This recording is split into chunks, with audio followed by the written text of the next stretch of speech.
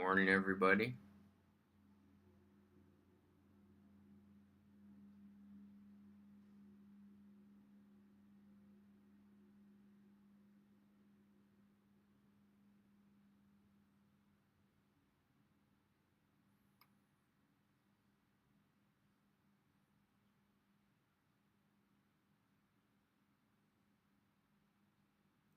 I am tired. I am just trying to get to the end of this week, and I'm barely making it. And I have a lot of stuff to do. I don't know about you guys. I've got to. I'm gonna forge my. So when my brother came to visit me,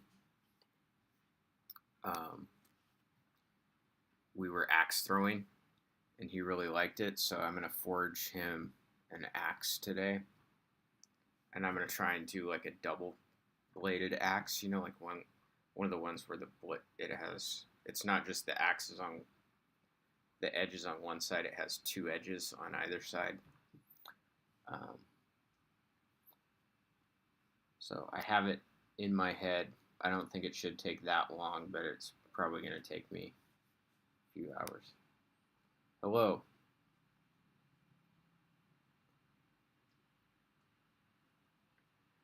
We'll get started in just a moment.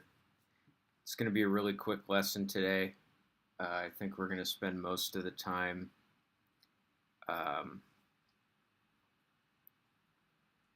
in the Zoom room talking about IAs.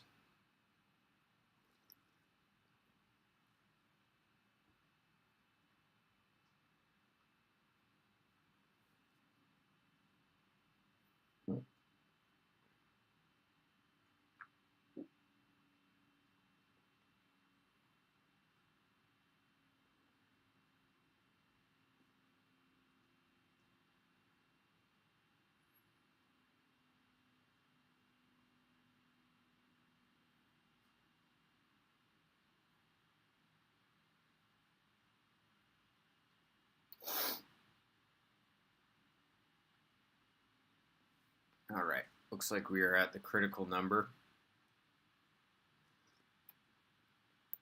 of students. So, let me switch to my other view. All right. Good morning, everyone. So today we're going to be talking about, first, we're going to be talking about the transmission media.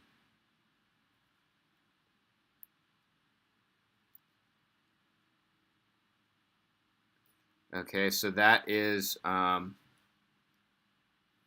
so transmission medium is how is a signal being sent from one part of the network to another. Okay, and there are two basic, transmission mediums, which you could have wired transmission, or you could have wireless transmission. Okay. So wired transmission, let's talk about that first. So what are some different wired transmission mediums? So the first example is simply copper cabling.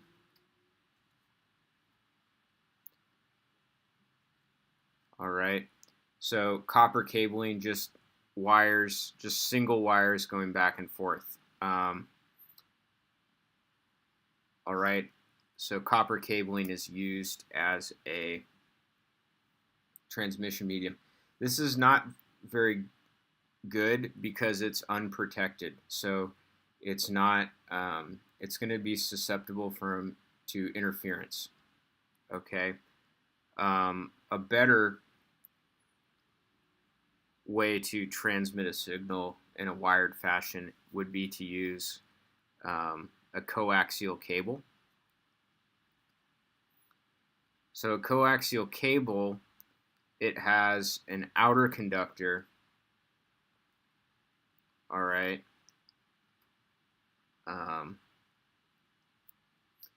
and then inside there is a copper cable. Okay, and so this this shielding on the outside of the cable protects it from interference, and so it makes the signal a lot more robust. Okay, so that is a copper cable or a coaxial cable. You can have what's called an unshielded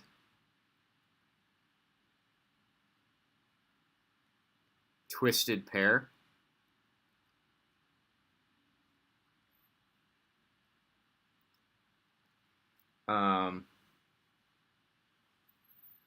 Also known as UTP. And so that is basically two copper cables that are twisted around each other.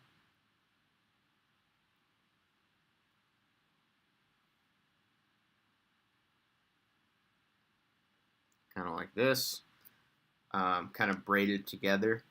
And so this has the advantage that one of the cables kind of shields the other. So it is kind of a balance between just having naked copper cabling and a full coaxial cable, because obviously a coaxial cable is going to be more expensive to install. Okay, you can have a shielded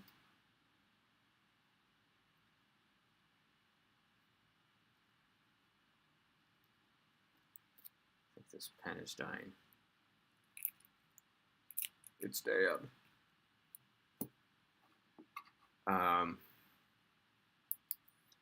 You can have a shielded twisted pair, which is a step up from the unshielded twisted pair. So you have, you know,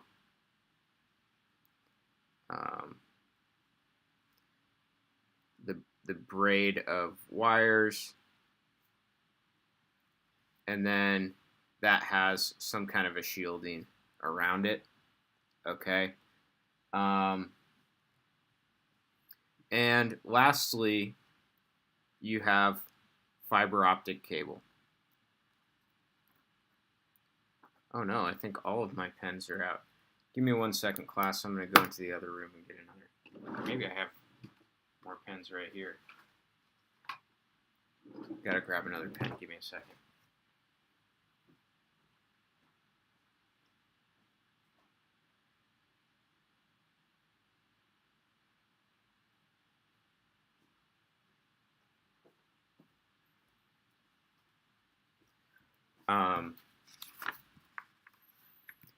Fiber optic cabling.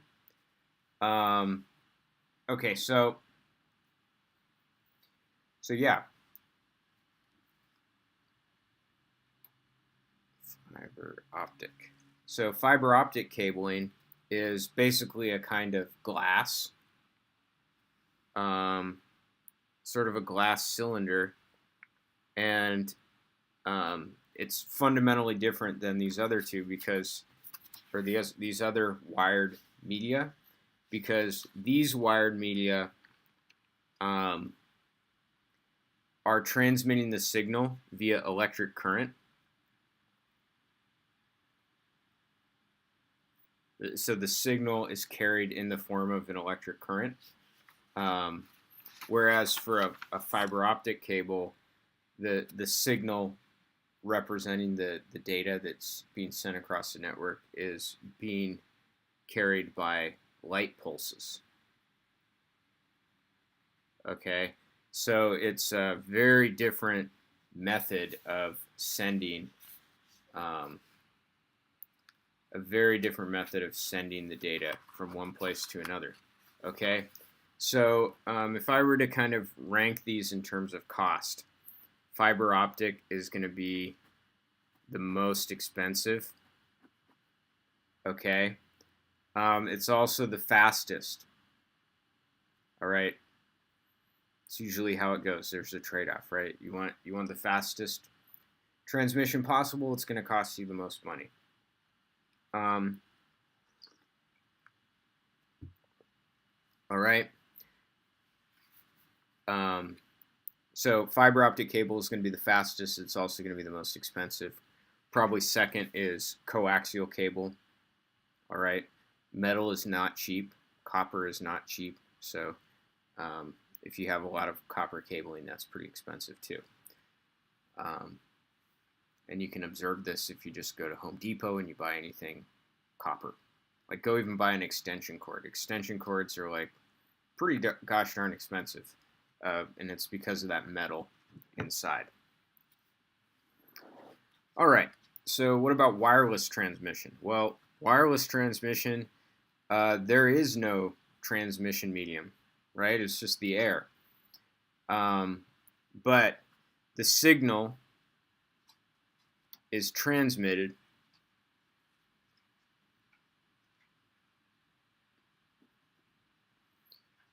with certain parts of the electromagnetic spectrum.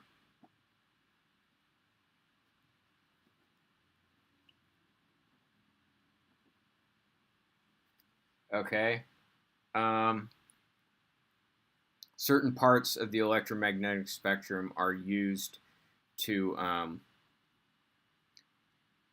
for different purposes. Okay, so things like Bluetooth,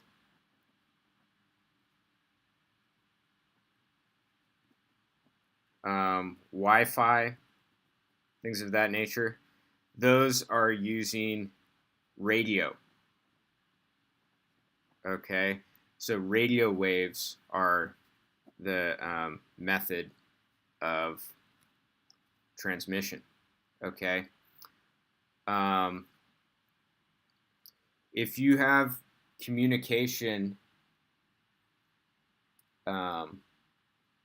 with a satellite, so if a satellite is part of your network and you need to send a signal to a satellite, this could be a component of international networks, wide area networks, WANs. Maybe the signal needs to go up to a satellite and then back down to another part of the Earth.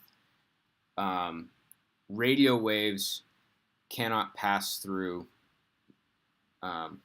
out of the Earth's atmosphere. So a radio wave, if you send a radio wave straight up, it'll bounce back because of the properties of the upper atmosphere. But if you have microwaves are able to pass through the Earth's atmosphere and get up to a satellite. Okay, so you also have microwaves, and those are used for satellites. Okay. Infrared is used occasionally, but it is extremely short range, and it needs to be line of sight.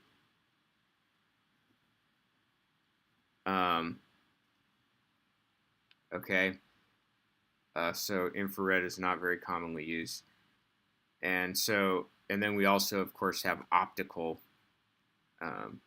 So fiber optic cables, the signal is actually transmitted with the part of the electromagnetic spectrum that humans can see, because humans can't see radio waves, humans can't see microwaves, humans can't see infrared, although they can feel infrared. But these are all the same type of wave. It's just you're changing the frequency of the wave. Okay, and so optical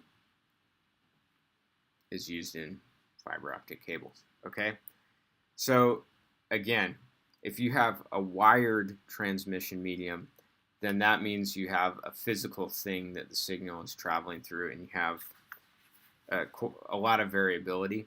Whereas if you're doing wireless transmission, what you're varying is the type of electromagnetic radiation that you are sending the signal in. Okay? All right.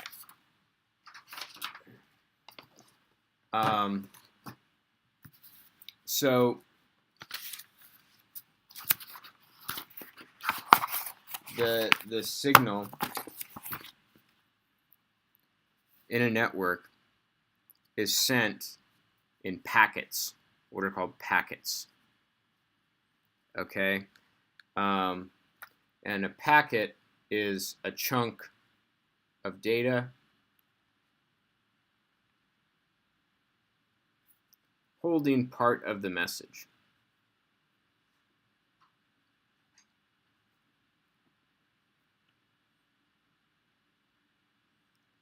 Part of the information. Okay, so unless it's a very short message, your message is going to consist of a number of packets. So you don't. So why would you have packets? Why would you send the information across the internet in packets? Because if you wanted to send the message in one big chunk, you would need to occupy a part of the network for a prolonged period of time. Okay? But if you send it in terms of packets, you can send part of the message and then send the rest later. So what that means is you have more flexibility to use the network in as efficient of a way as possible. Furthermore, if one of the packets gets messed up because of interference, or maybe the recipient of the packet was not ready for the next packet, and so they didn't get the message, then you only have to resend that small chunk. Okay?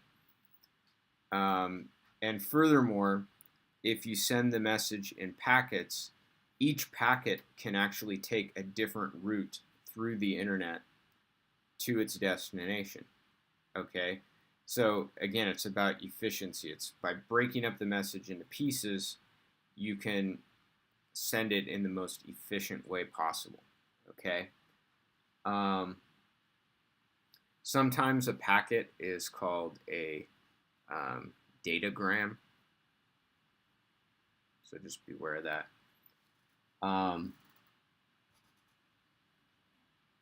Okay, and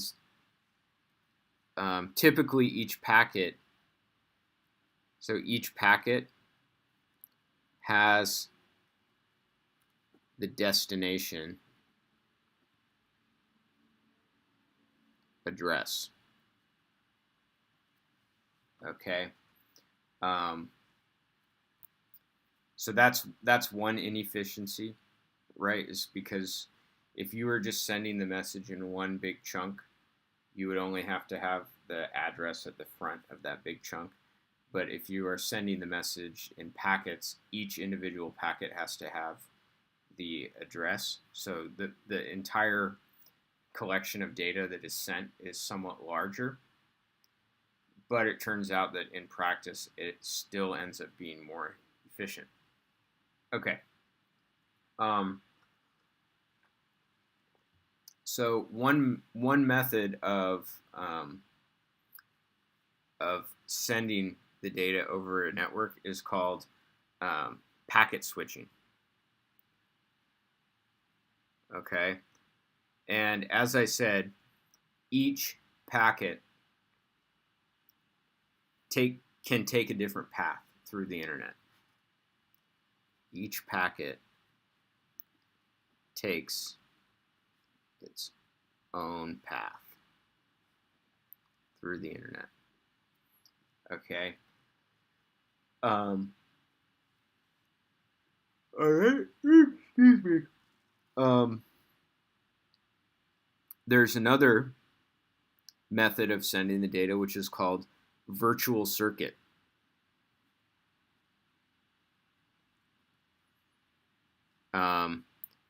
Virtual circuit. And so a circuit, most of you haven't taken my physics class, but a circuit is a set arrangement of wires, okay? So if you have a circuit, circuits aren't going to change dynamically. So a virtual circuit is basically you're sending the packet through the same route every time, okay? So you set up a single route for the a single route through the internet is used for all the packets. Okay, so this is an older way of doing things. This method is probably faster, but it's more of a drag on resources because if you set up a virtual circuit to your destination, you are occupying a part of the network permanently while that message is being sent. Okay, so if there are any delays between sender and receiver, that network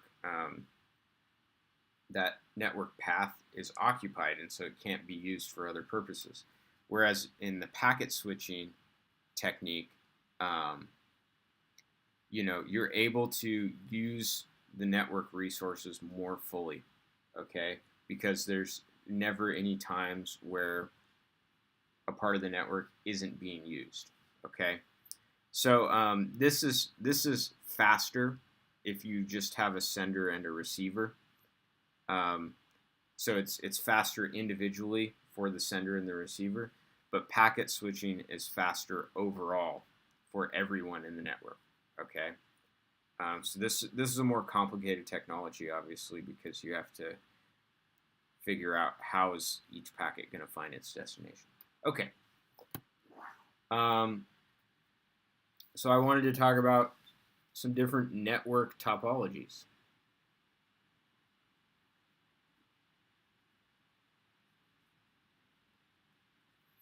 Okay, so network topology just means like, how is the network set up? Okay, what is the structure of the links between nodes in the network? Node is just another word for a computer or a server or something like that. So just going to draw some pictures. You can have a point-to-point network, and that's really simple. It's just, here's a node, here's a node, okay? So that's ultra simple. You could have what's called a bus topology, and a bus topology has like a single wire, or whatever you want to call the bus, and then there are branches coming off the bus that connect to nodes of the network, like that. Okay. You can have a ring,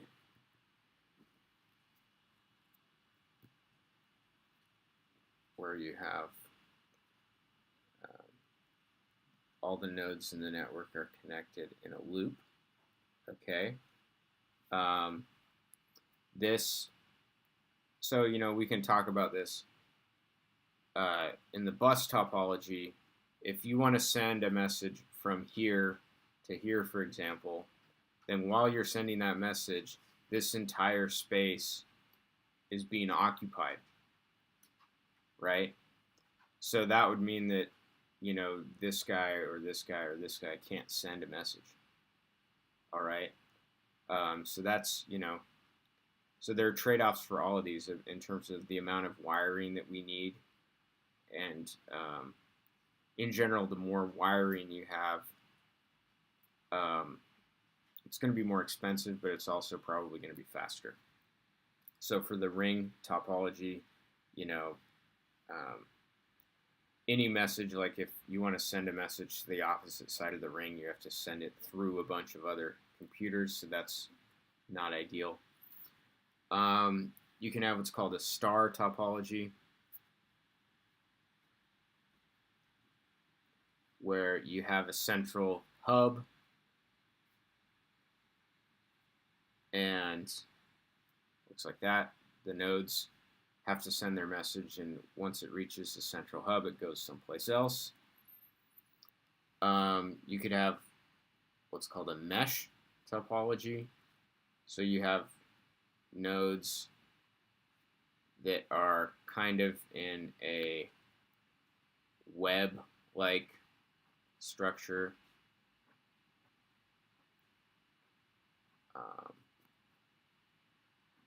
So this would be an example of so-called mesh topology. You can have a tree topology.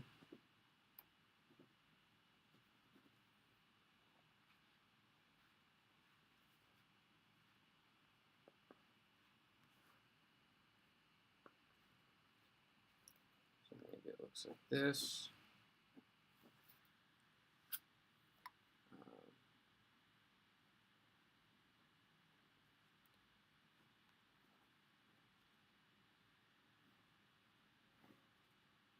Okay, that's pretty obvious. You could have a fully connected topology.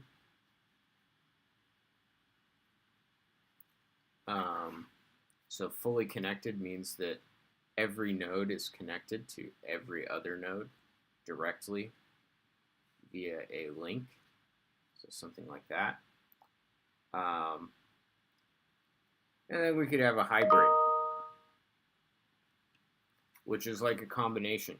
So I don't know, maybe we have a ring structure connected to a tree structure. I don't know.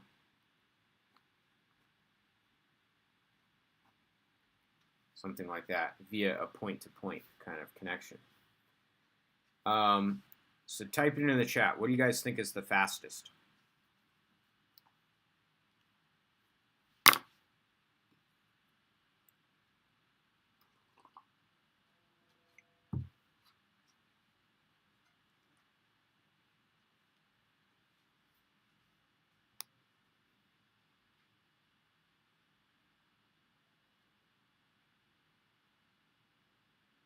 Wait for an answer.